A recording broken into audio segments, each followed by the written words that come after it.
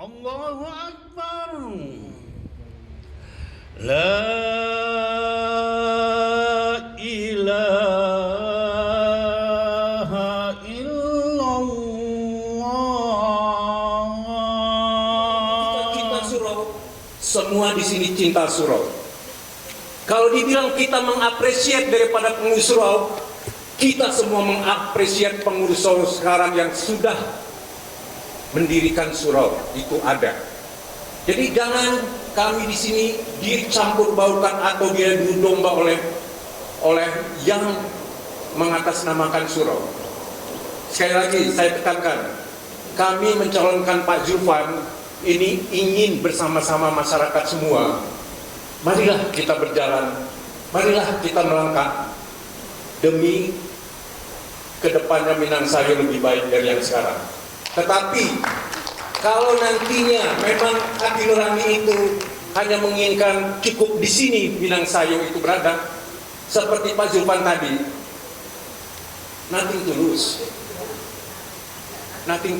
Walaupun kita nanti di rapat umum yang memilih ketua Pak Zulfan ini hanya 1 suara, beliau bilang, oke, saya tambahkan lagi 2 suara umpamanya sekarang. Tapi kita keluar nanti dari rapat umum dengan kepala tegak.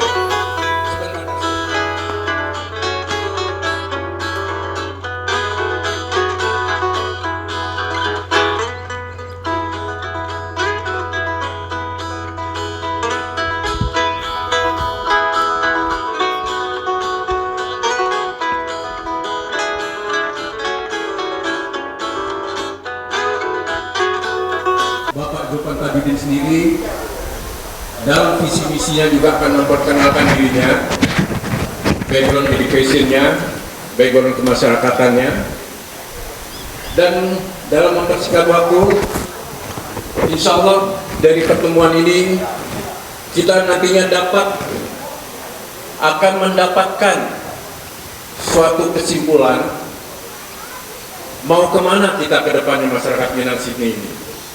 Karena pada pertemuan kali ini yaitu berupa visi dan misi daripada calon Ketua Minangsayo yang akan kami usung, yaitu Bapak Zulfan Tajudin, yang mana beliau nanti akan di samping visi dan misinya itu, kami juga mengharapkan adanya suatu sesi tanya jawab, di mana sesi tanya jawab ini kami persilahkan kepada seluruh bapak-bapak, ibu-ibu untuk menanyakan dalam segala hal, dalam segala aspek yang berkenaan, baik pertanyaan mengenai Bapak Zulfan Tajudin, baik mengenai isu-isu yang berkembang di masyarakat, yang mana nantinya kita keluar dari sini, itu alhamdulillah nantinya akan mengklarifikasi isu-isu yang ada, atau apapun yang menyangkut dengan masalah masyarakat Minang Sydney yang tergabung dalam Minangsayo.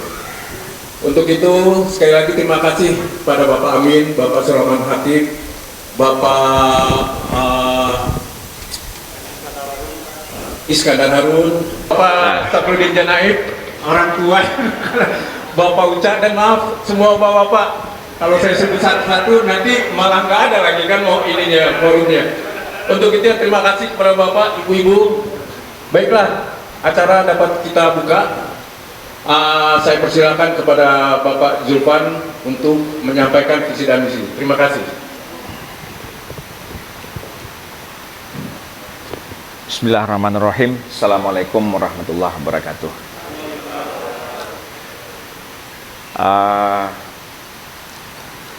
Saya nggak pernah membayangkan bisa berbicara seperti ini.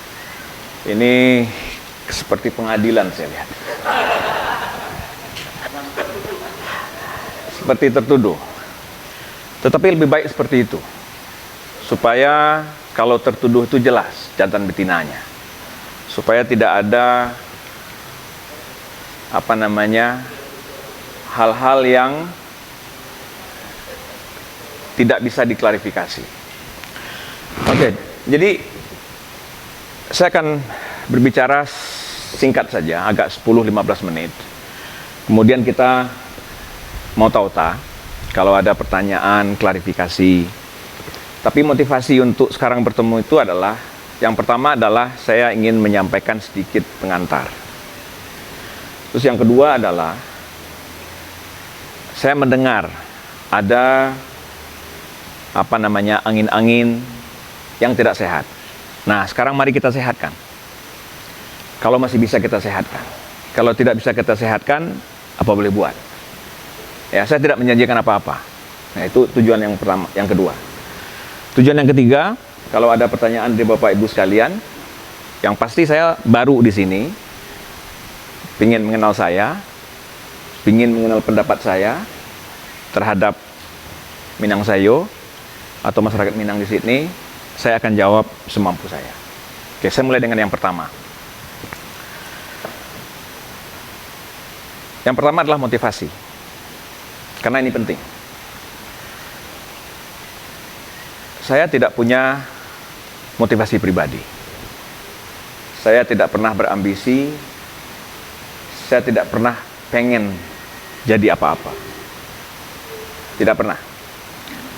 Permintaan untuk macam-macam itu sudah saya dengar dari beberapa senior sejak beberapa waktu yang lalu. Mungkin setahun, 2 tahun, 3 tahun yang lalu itu sudah mulai mengapung. Tapi saya nggak pernah menanggapi. Bahasa Minangnya ambo bau galak saja. Nah, tetapi kan keadaan itu kan tidak statis. Sesuatu itu berkembang. Lalu ada satu momen di mana keadaan itu menjadi berbeda. Lalu saya juga bertanya pada diri saya sendiri, apakah selamanya saya mengatakan tidak? Lalu timbul pemikiran, kalau misalnya ini kesempatan untuk sedikit mengalokasikan pikiran dan tenaga untuk kebaikan masyarakat, bismillah. Itu yang kontemplasi saya. Dan itu tidak gampang, saya memberikan lampu hijau itu tidak gampang. Tidak gampang, Bapak-Bapak Ibu sekalian. Nah, itu yang poin pertama dari motivasi. Poin yang kedua, saya tidak akan pernah mempengaruhi orang. Saya tidak akan pernah menelpon orang. Saya nggak akan pernah mempengaruhi orang. Biarkan itu terjadi di sana. Saya tunggu bola. Kalau amanah itu ada, saya akan laksanakan sekuat tenaga saya, tentu dengan bantuan Bapak-Bapak Ibu sekalian, masyarakat. Kalau tidak ada, no problem. Ya, orang-orang Minang yang ke Sydney ini, itu adalah orang hebat semuanya. Yang menembus batas peradaban, menembus batas bahasa, dan menembus benua. Kalau merantau ke Pekanbaru itu kan biasa. Merantau ke Medan itu kan biasa. Merantau ke Jakarta, ke Jawa itu kan biasa. Merantau ke Kalimantan itu masih biasa. Tapi merantau ke Australia di tahun 60-an, 70-an, 80-an, dan survive di sini, melahirkan anak-anak yang sekarang masuk universitas, mereka menjadi berintegrasi dengan Australia, itu kan kenyataan yang nggak bisa kita pungkiri. Artinya apa? Kita di sini membawa Keminangkabauan kita. Kita di sini membawa keindonesiaan kita. Kita di sini membawa keislaman kita sebagai identitas kita dari lahir. Dan di sini kita berinteraksi dengan masyarakat dunia internasional yang berbeda budaya, berbeda bahasa, berbeda warna kulit. Kita adalah bagian dari Australia dalam kadar tertentu. Bayar pajak, kita cari makan, kita hidup sehari-hari, menikmati kenyamanan-kenyamanan sebagai penduduk, warga negara atau permanent resident di Australia. Ini kan nggak bisa kita dustai semuanya. Dan kita bergaul dengan masyarakat internasional. Nah, artinya yang ingin saya katakan di sini adalah Minang Sayo sebagai organisasi perlu dan harus menangkap dimensi seperti itu. Mungkin terdengar abstrak, tetapi itu yang kontemplasi saya, sependek pemahaman saya bergaul dengan masyarakat Minang sejak 2015 itu, atau sejak tahun 2007. Kalau kita tidak bisa menavigasi itu, kita akan menjadi orang-orang kalah. Salah satu indikasi kalau kita kalah itu adalah, ini tantangan kita bersama. Ini yang disebut dengan generational gap. Saya merasakan, Dasur pasti merasakan, Pak Udin pasti merasakan, Pak Nanda pasti merasakan, ya. Ya. Kita semua pasti merasakan. Apa itu generational gap? Kita datang dari kultur Indonesia, Minang, Islam. Kadang-kadang kita telat beradaptasi dengan Australia, dunia modern dan segala macam. Generational gap itu adalah gap antara generasi pertama dengan generasi kedua. Di rumah nggak nyambung antara bapaknya yang datang ke sini tahun 80-an, tahun 70-an, dengan mindset kita yang kita bawa ke sini, kan kita nggak susah merubahnya. Stick to our, di otak belakang kita tuh nempel. Anak-anak kita, dia lahir di sini, atau dia TK di sini, SD di sini, SMP di sini, kuliah di sini. Bahasa Inggrisnya lebih lancar daripada bahasa Indonesia, apalagi dibanding bahasa Minang. Cara berpikirnya Aussie, ya. Ada generational gap. Dan inilah tantangan dan problem kita sebagai masyarakat Minang. Saya datang acara Minang Sayo, mana anak muda? 1, 2. Ini tantangan kita. Bagaimana caranya? Saya nggak tahu. Mari kita pikirkan sama-sama. Mari kita coba. Kita generasi pertama harus memahami mereka. Mereka juga harus memahami kita. Harus ada dialog interaktif. Harus ada tula ansua. Kita harus berpikiran terbuka. Nggak bisa kita berpikiran tertutup. Kalau tidak, mungkin bisa dikonfrontir. Komunikasi itu nggak jalan. Makan sama-sama di meja makan. Kita serumah dengan anak kita yang kuliah, yang sudah bekerja dan segala macam. Tetapi ada gap. Ini bukan hanya persoalan kita sebagai orang Indonesia. Ini terjadi di penduduk dunia ketiga yang merantau ke Sydney, baik komunitas Bangladesh, komunitas Pakistan, komunitas Malaysia, itu terjadi. Ini tantangan kita. Kalau kita di rumah tangga berhadapan, itu tanggung jawab kita sebagai orang tua. Tapi kalau kita menghadapi itu dalam bermasyarakat, mungkin kita akan bisa menemukan cara-cara yang lebih efektif. Nah, ini tantangan yang saya lihat ke depan. Itu poin kedua soal pandangan saya. Poin yang ketiga, yang terakhir. Setelah itu saya akan menjawab pertanyaan. Poin yang ketiga adalah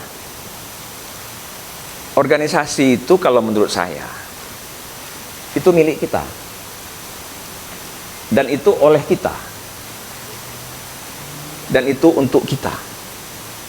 Setelah kita bisa melakukan itu punya kita, itu dari kita, dan itu untuk kita. Kalau kita kuat di situ, barulah kita bisa mengkomunikasikan secara langsung atau tidak langsung masyarakat Minang di Malaysia. Kami juga bisa loh kayak begini. Jadi kalau kita mau show off, harus ada internalnya itu kuat. Kalau tidak, mungkin kita harus melupakan itu. Nah, mungkin ini tantangan kita juga. Bagaimana kita, untuk melakukan itu kita harus memahami dunia yang berubah. Dunia informasi teknologi, dunia kosmopolitan di mana kita hidup.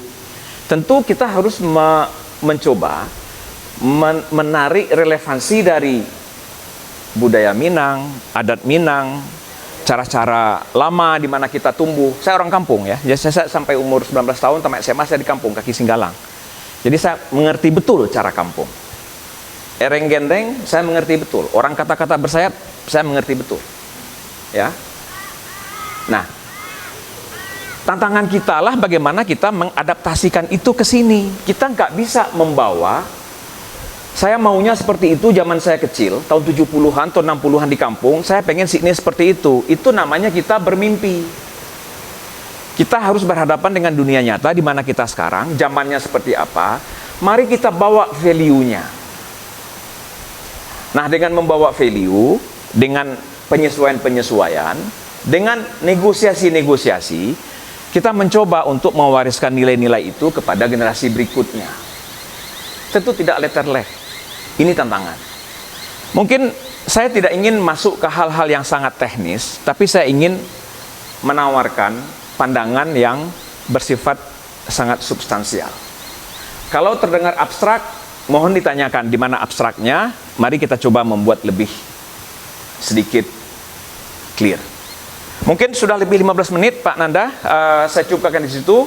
Kalau ada pertanyaan-pertanyaan, kita berdialog, mota-ota, bukan monolog. Terima kasih, mohon maaf atas segala kekurangan. Wabillahi taufiq wal hidayah. Assalamualaikum warahmatullahi wabarakatuh. Antum ini bahwasanya Anda ini adalah penganut atau mensosialisasikan Islam liberal dan Islam Nusantara. Iskra Nusantara. Ya, bukan Iskra Nusantara, Islam Nusantara. Jadi begini, saya minta tabayun, klarifikasi dalam hal ini apakah benar gitu.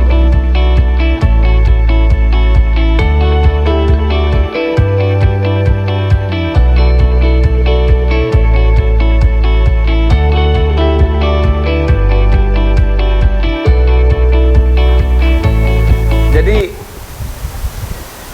Islam liberal, Islam Nusantara.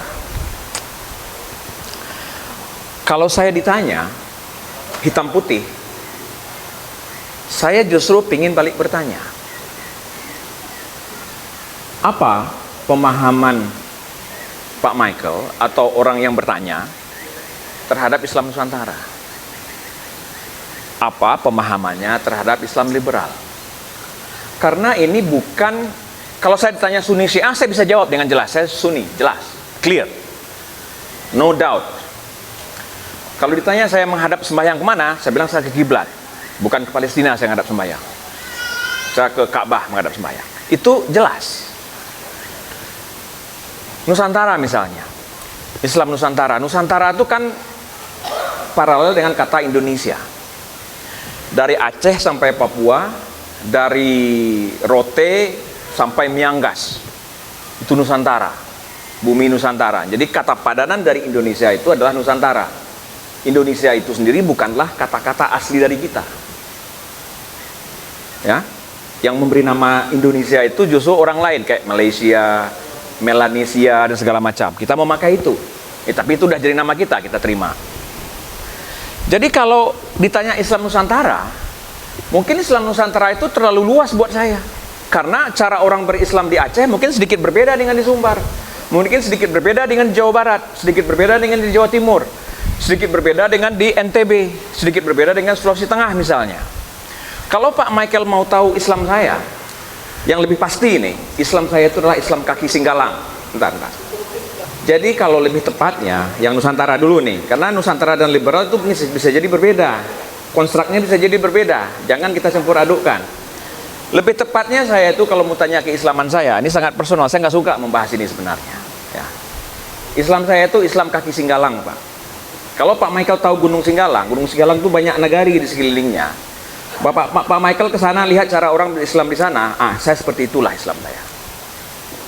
Dan saya lahir di kampung, besar di kampung, belajar sembahyang di kampung. Nah, Islam saya seperti itu. Jadi lebih baik nanyanya itu, apakah secara kultural saya tuh lebih dekat kepada Muhammadiyah atau NU? Itu mungkin lebih jelas. Lebih jelas. Ya. Kalau Nusantara itu konstruknya apa? Itu debatable semuanya. Karena juga tidak ada Islam Nusantara itu buktinya apa? Ada pengesahan Islam Nusantara, kan nggak ada. Jadi ini konstruk yang sangat ribut, sehingga orang membicarakan ini, membuat label tanpa pernah tahu apa yang dia labeli. Ini diskusi intelektual, bahwa kalau masyarakat Minang ingin membicarakan ini, mari kita buka forum, gak ada masalah. Jadi ini konstruk. Jangan kita membuat konstruk yang gak jelas, lalu kita mendemonize seseorang. Demonize itu apa bahasa kitanya? Iya. Jadi ini karena saya harus jawab secara substantif. Ini ada Pak Kholidin di sini yang mungkin bisa menjadi bagian dari pembicaraan. Saya pun sendiri tidak tahu apa itu Islam Nusantara, ya? Tapi saya baca, saya dengar. Ya, Bu Yuli, ya. Bu Yuli, Bu Elita, dan Ibu Oma Ida. Saya mulai dengan Bu Yuli dulu, generational gap.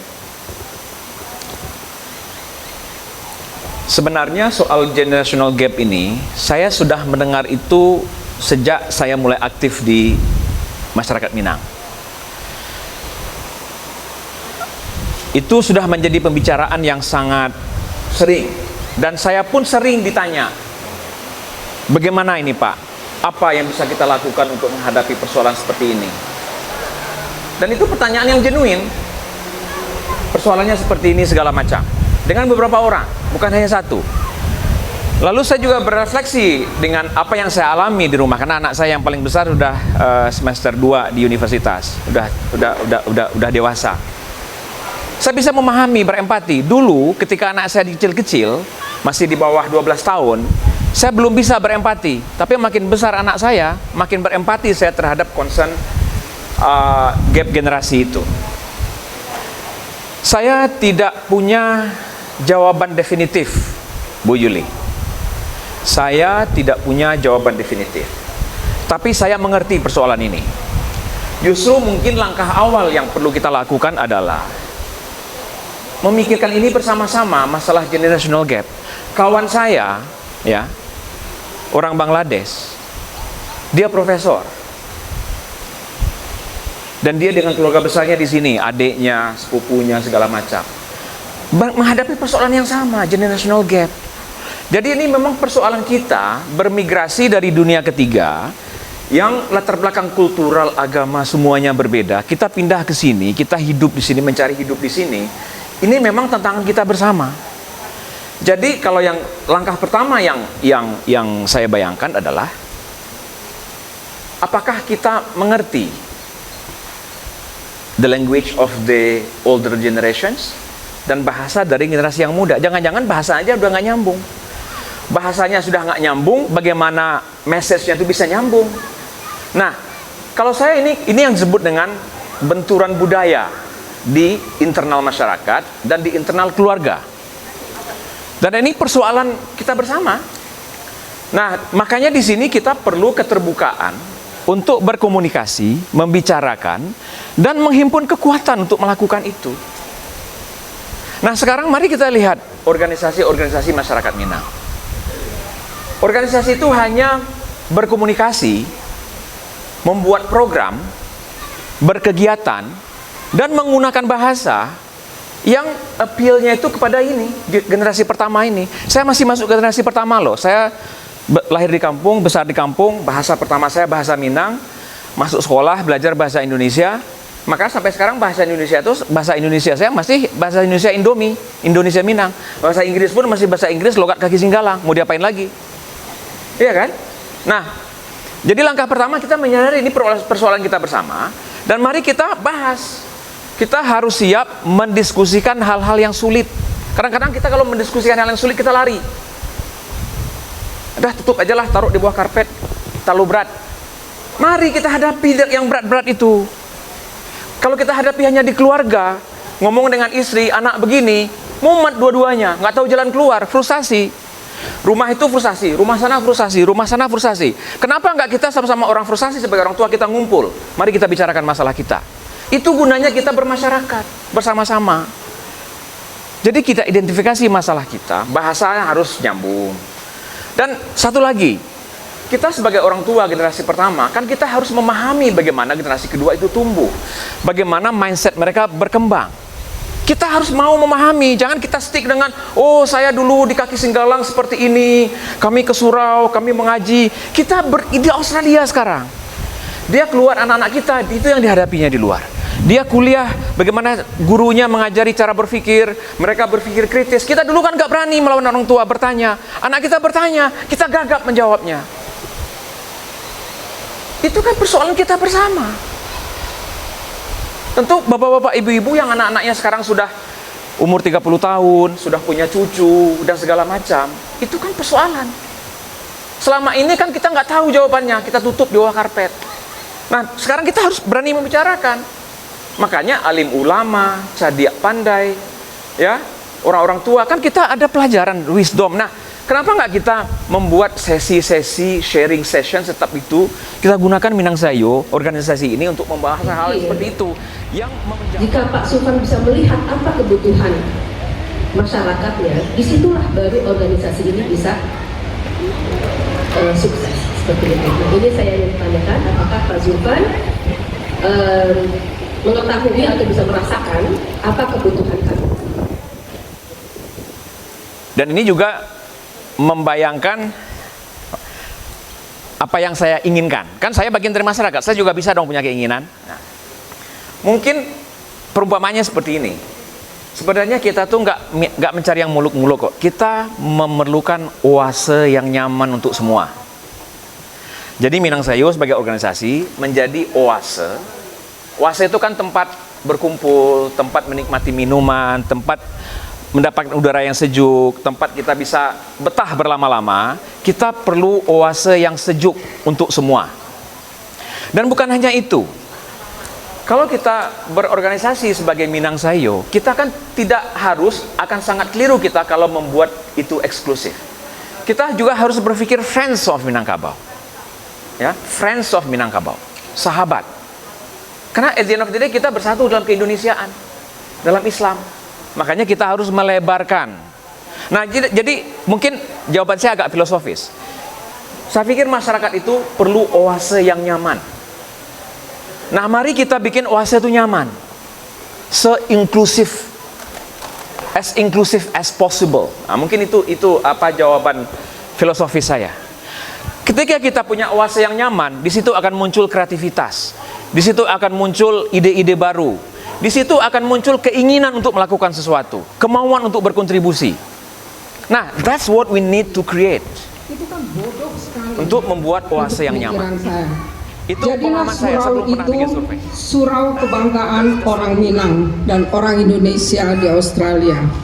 Jadi jangan merasakan, oh karena saya orang ini, saya mau pilih si ini. Oh karena Saya orang kedua yang membayar iuran anggota pendiri.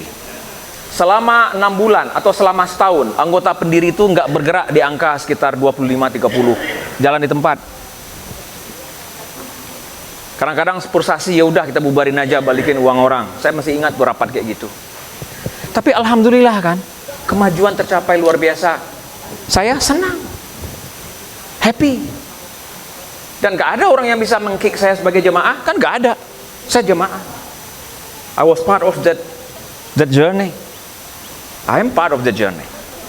Nah, lalu kalau soal yang tadi itu, saya setuju dengan Om Aida. Ini harus dipisahkan.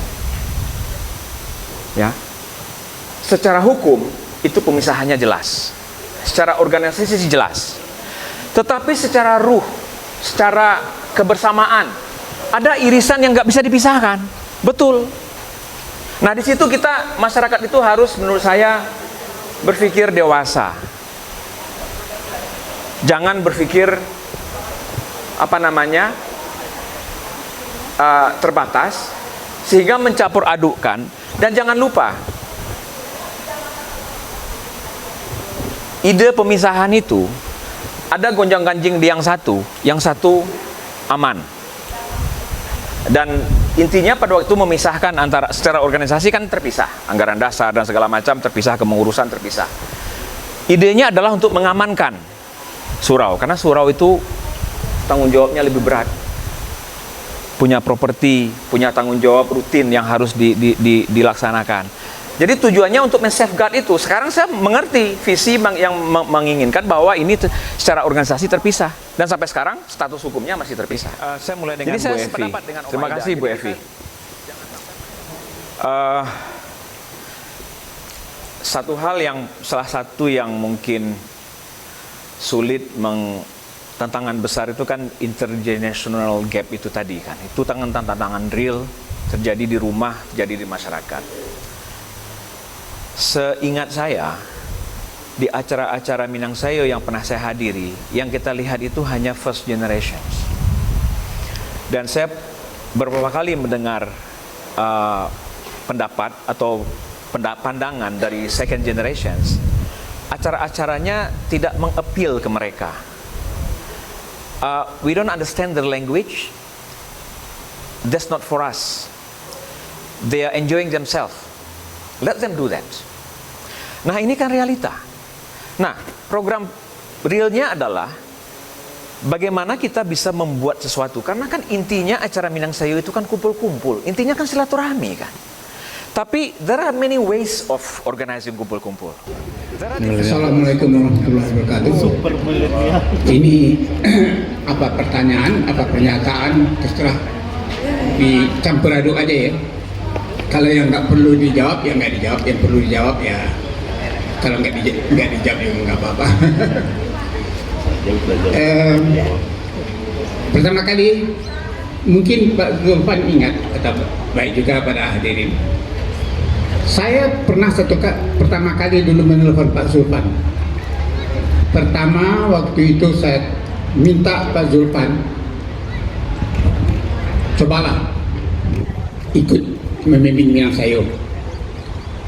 Nggak lama setelah itu Pak Zulfan membalas. Akhirnya saya menyerah iya. Setelah Pak Zulfan mengiyakan, saya turun ke grassroots melihat apa yang sebenarnya terjadi di bawah. Jadi sebetulnya terbalik. Sebetulnya saya mesti ke grassroots dulu, baru ke Pak Zulfan. Saya ke Pak Zulfan dulu, baru ke grassroots. Yang terjadi di grassroots itu dari masyarakat Minang yang saya lihat ada beberapa hal. Satu, masyarakat Minang merasa otomatis jadi Minang Sayo. Yang kedua, masyarakat Minang Sayo merasa otomatis jadi anggota surau.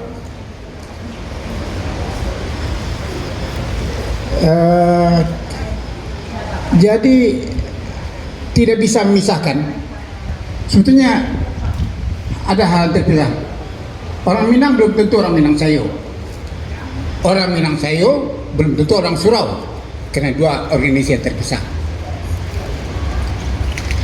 Tapi karena mereka atau karena rohnya jadi satu, kata Bapak tadi, timbullah setelah surau jadi terbeli, timbullah satu euforia bahwasanya semua berjasa. Dengan kata lain, bukan surau yang berjasa membeli surau, tetapi ada perasaan orang Minang merasa, ada perasaan Minang Sayo yang berjasa. Saya juga nggak tahu siapa yang berjasa sebetulnya, apa Minang Sayo, apa surau, apa orang Minang, gitu. Euforia ini mengakibatkan orang menganggap Minang Sayo sekarang berhasil. Kemudian timbullah suatu rasa ingin mempertahankan Minang Sayo sekarang dengan pengurusnya etis. Memang tidak ada bahwa ketua kelompok adalah wakil Minang Sayo, tidak pernah terjadi juga. Itu satu. Yang kedua, saya sebenarnya besar lahir di Jakarta, perasaan Minang itu kurang sebenarnya. Tapi karena istri saya yang besar, lahir dan besar di Minang, maka saya kuat Minangnya gitu ya. Sehingga ketika suatu saat untuk berpartisipasi ke Minang Sayo, istri saya tidak ada tempat. Jadi dari Batu Sangkar mereka membuat satu kelompok yang terakhir yang terbaru namanya Ikatadas ya. Jadi sebenarnya Pak Zulfan tadi bilang juga ini adalah kejadian yang netral. Karena pada waktu berdiri sendiri tidak ada kan, ya kita orang sedikit. Jadi semakin berkembang netral jadinya adanya kelompok-kelompok ini. Bahkan sekarang ada satu kelompok lagi yang akan berdiri, namanya kelompok independen. Betul ya? Saya dengar. Oh, others adalah yang independen. Nah, others ya. Tapi Others. ada satu yang penting Yang lain. mau bukan bertanya, mau kasih Artinya yang lain. dari pengalaman saya. Pertama, pengalaman dari Ketua Minang Sayo, Sekretaris, dan saat ini saya juga Ketua Badan Musyawarah Organisasi Minang Sayo. Yang paling terparah dari organisasi ini adalah tidak adanya undang-undang yang memadai. Ketika berdiri 10 tahun tidak ada undang-undang. Kemudian Pak Nanda yang membuat undang-undang dan kawan-kawan baru itu dianggap sebagai resmi. Tapi sayangnya waktu saya menjadi sekretaris ternyata 8 tahun, bayangkan 8 tahun undang-undang ini tidak pernah diperpanjang di pemerintahan. Jadi saya melihat organisasi besar dan orang-orangnya banyak-banyak orang hukum, tapi tidak melaksanakan undang-undang yang penting. Jadi saya lihat undang-undang di sini, kemudian terpaksa dibikin baru lagi, namanya jadi Minang Sayo Sydney, bukan Minang Sayo, tapi Minang Sayo Sydney. Pemerintah bilang oke, ya. Kemudian undang-undang ini tidak juga ada perubahan amandemen yang disesuaikan. Jadi tak apa-apa juga masalah. Jadi permasalahan yang saya kasih tahu sebenarnya adalah undang-undang, dan harusnya BMO membuat undang-undang yang memberikan tadi oase yang nyaman seperti Pak Zulfan bilang. Pak Zulfan, first of all, pleasure to meet you. We've had a few discussions in the past about this and tackling the issues of our generation. I'm quite disappointed today. I don't see much of the second generation here. I was expecting more audience from the second generation. Now, we do understand that this generation gap to the first generation. Ini lebih berat daripada jadi gubernur ini.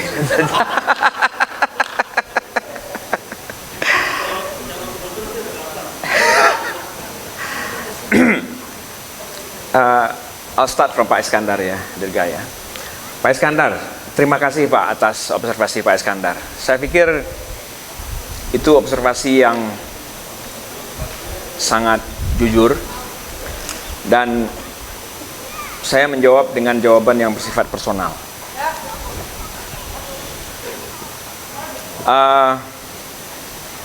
Karena ujungnya adalah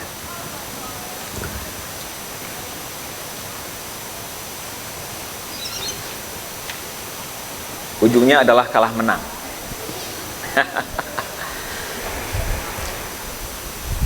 Ini jawaban yang sangat personal.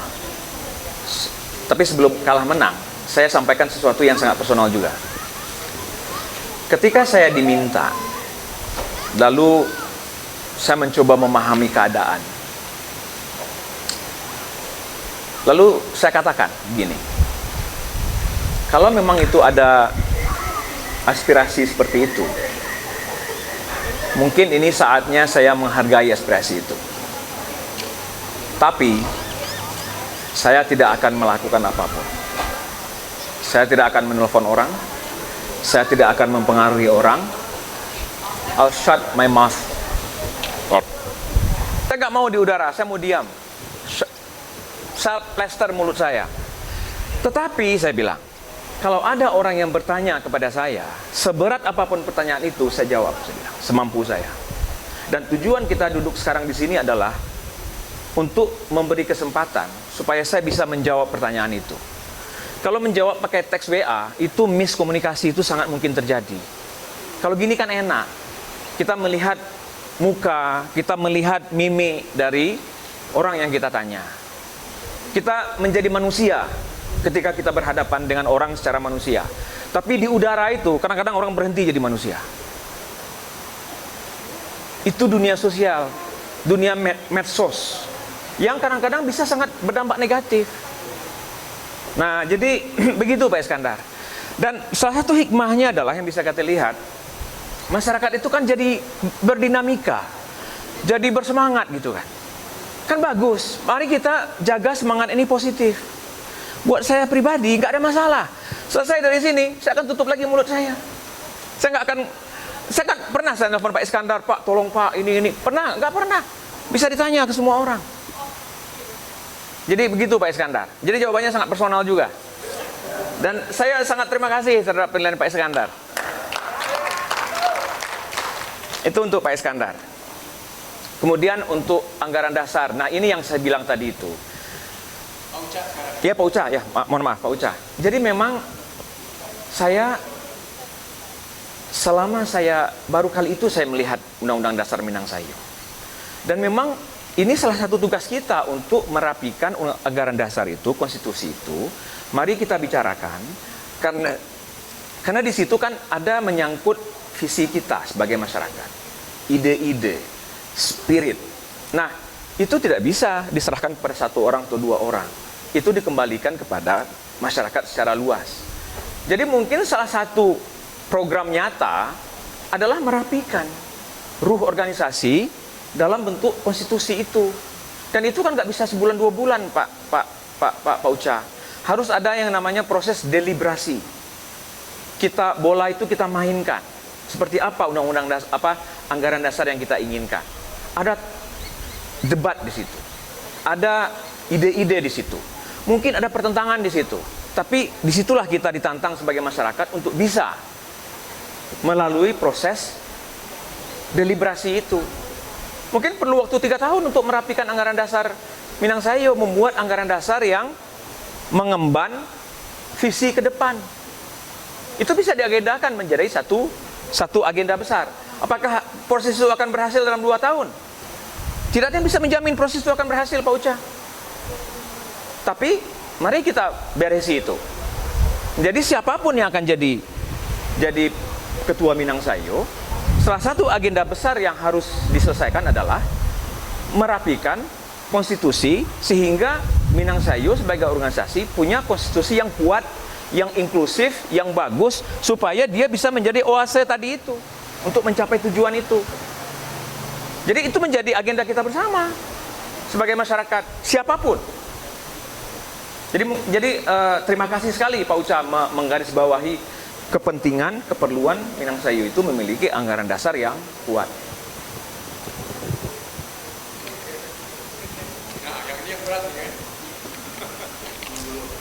Ini yang berat karena saya harus pakai bahasa Inggris.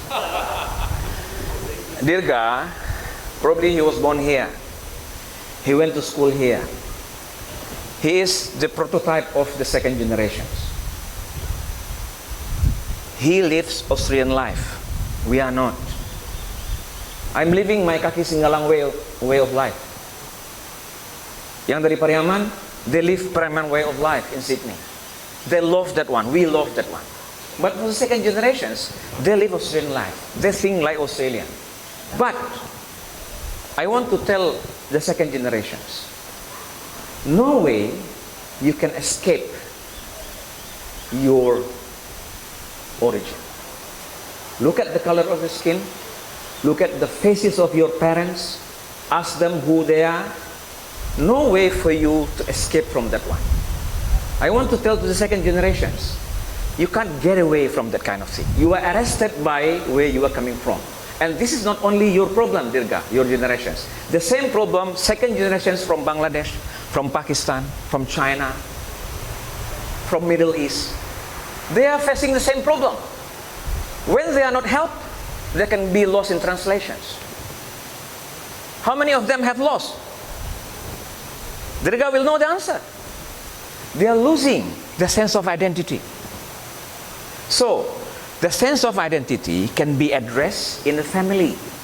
But in the family, the power of us to address the sense of identity will be very limited.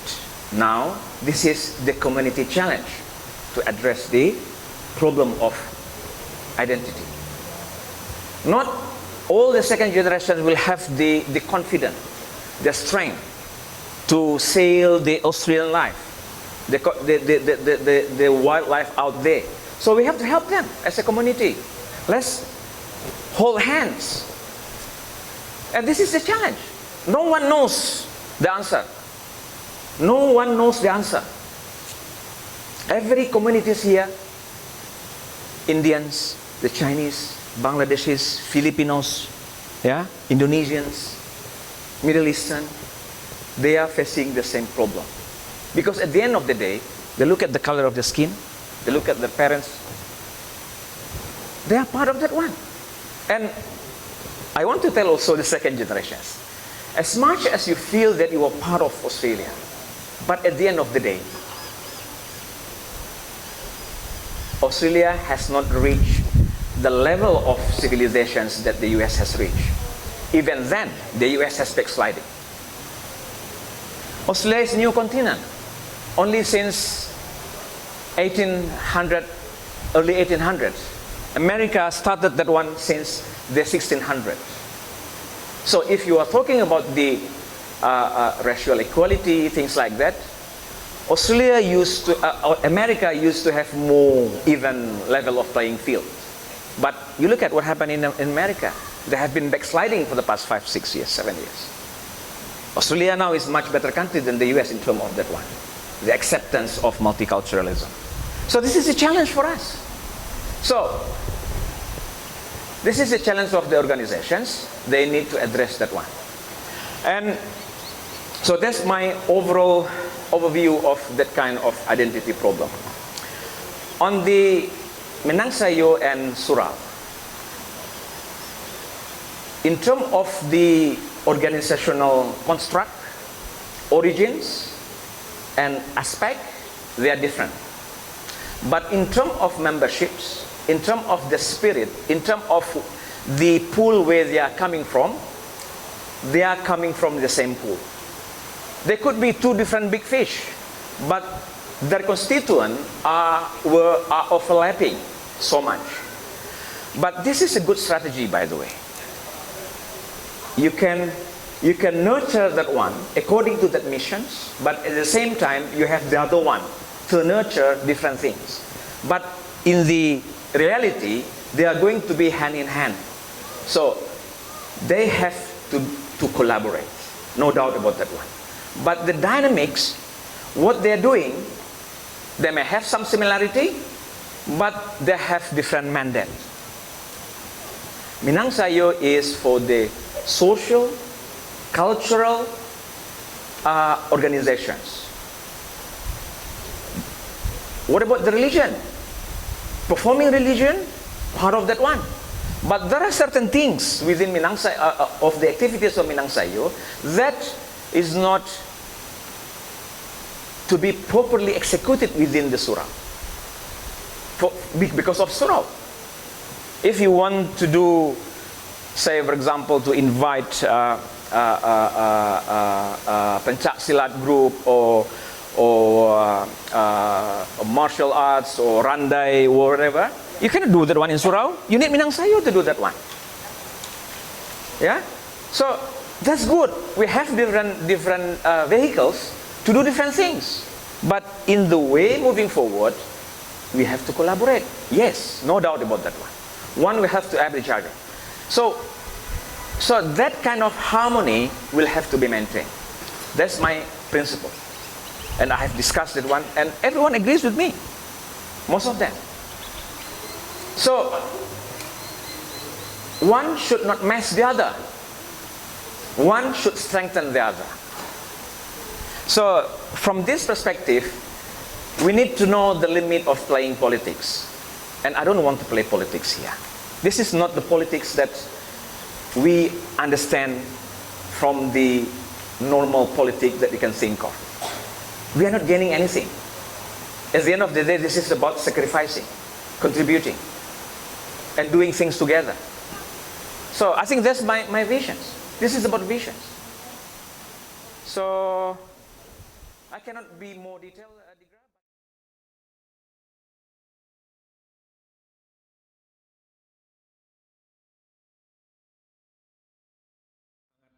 Jelas dan clear dari Dasur.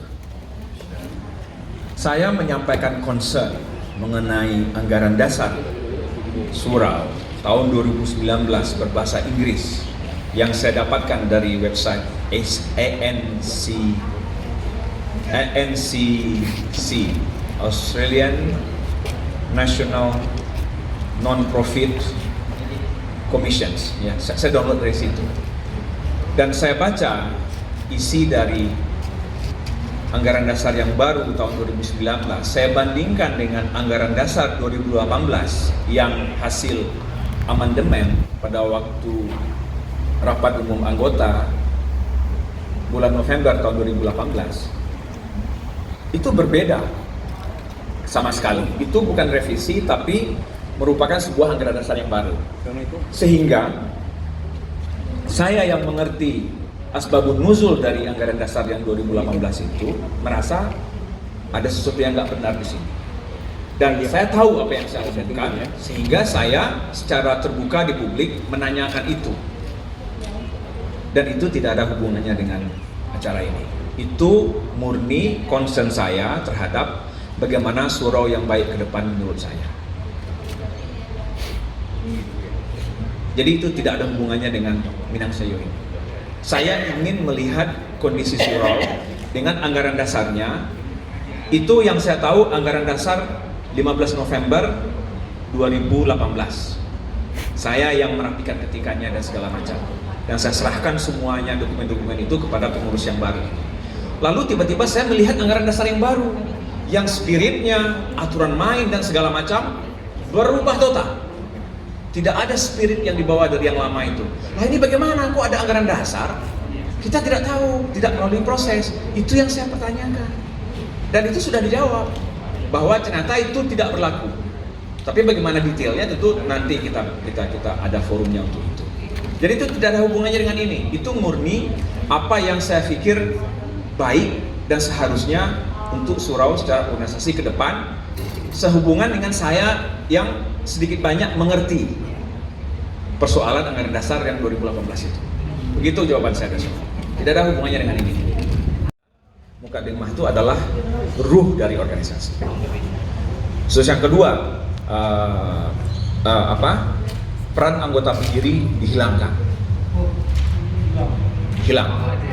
Kemudian dikatakan bahwa board of committee itu boleh mengubah anggaran dasar kapan saja. Padahal di anggaran dasar yang lama, merubah anggaran dasar itu harus melalui rapat umum anggota.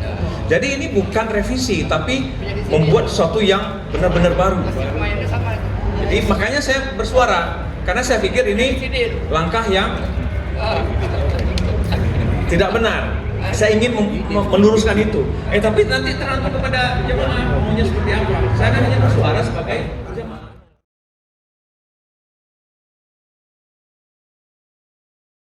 Saya merasa terhormat sekali duduk di sini menjawab pertanyaan dari bapak-bapak ibu sekalian, dan yang saya lihat di depan saya itu semuanya tokoh senior semuanya. Terlebih dahulu saya mohon maaf kalau ada respon saya yang kurang pada tempatnya. Tapi I speak my mind. Saya menjawab apa yang saya pikirkan. Dan saya tidak berusaha untuk memplease bapak-bapak, ibu-ibu sekalian. Saya menyampaikan apa yang saya pikirkan. I speak my mind. Itu personality saya. Kalau saya setuju dengan sesuatu, saya akan sampaikan saya setuju. Kalau saya berbeda dengan bapak dalam hal ini, saya sampaikan saya berbeda. Tapi kalau dalam hal kita menghargai sesama manusia, berdunsana, itu hubungan antar manusia yang tidak bisa kita korbankan. Dengan Pak Berry, saya berbeda pendapat. Tapi coba tanya, apakah beliau menilai saya dari perbedaan pendapat? Tidak. Kita berkenalan. Dengan Pak Nanda, apakah saya selalu setuju? Tidak. Jadi mungkin semangat seperti ini yang harus kita tumbuhkan dalam bermasyarakat. We speak our mind, tapi kita tetap menghargai saudara kita, sekampung, seagama, sebangsa, sekomunitas. Jadi harapan saya adalah, ini bukan kampanye dan saya tidak akan berkampanye. Apapun hasilnya, everyone will be happy, dan kita harus tetap menjaga keadaan yang nyaman, enak dalam kita bermasyarakat. Jangan kita dipisahkan, jangan suasana dirusak hanya oleh sebuah pemilihan. Jadi ini tantangan untuk kita semuanya. Itu apa kata-kata terakhir saya. Saya mohon maaf atas segala kekurangan. Ada kata-kata yang kurang. Mungkin kalau secara umur saya itu masuk bottom quarter di sini. Jadi 3/4, 75% dari kita yang hadir di sini itu lebih senior dari saya. Saya masuk yang bottom. Jadi saya sadar posisi saya. Mohon maafkan, umur baru setahun jaguang, darah baru setampuk pinang, ada kata-kata yang salah, mohon maaf dari yang paling dalam. Wabillahi taufiq wal hidayah. Assalamualaikum warahmatullahi wabarakatuh.